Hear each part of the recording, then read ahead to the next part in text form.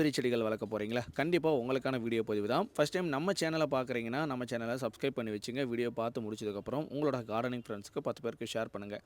மாடி தோட்டத்தில் ரொம்ப எளிமையாக வளர்க்கக்கூடிய முக்கியமான செடிகள் இந்த மல்பெரி செடியை சொல்லலாம். எங்கேயாவது நியர்பை நர்சரியில் போனால் சின்னதாக ஒரு க்ரோ பேக்கில் வாங்கிட்டு வாங்க. இல்லை அப்படின்னா கட்டிங்ஸ் மூலியமாகவும் ரெடி பண்ணிக்க முடியும்.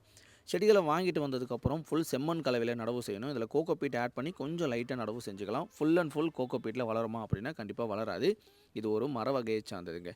ஓகே, செடிகள் பூக்கவே இல்லை, காய்களே வைக்கல அப்படின்னா தயங்காமல் செடியை ஃபுல்லாகவே கட் பண்ணி விட்டுடுங்க. தளிர்கள் வரும்போது ஆட்டோமேட்டிக்காகவே பூக்கள் வைக்கும். பாட்டோட சைஸ்னு பார்க்கும்போது ஒரு 10 இன்ச் பாட் இல்லை அப்படின்னா 12 இன்ச் பாட்டில் வச்சுக்கலாம். 12 இன்ச் பாட் வச்சிங்க அப்படின்னா செடிகளை நல்லா சூப்பராக வளர்ந்து வந்துட்டே இருக்குங்க. சரி, ஓகேப்பா.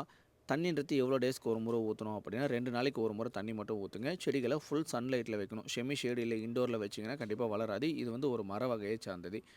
கண்டிப்பாக இந்த ஒரு யூஸ்ஃபுல் டிப்ஸ் பார்த்தீங்கன்னா உங்களுக்கு நல்லா இருக்கும் அப்படின்னு நினைக்கிறேன். நல்லா இருந்தது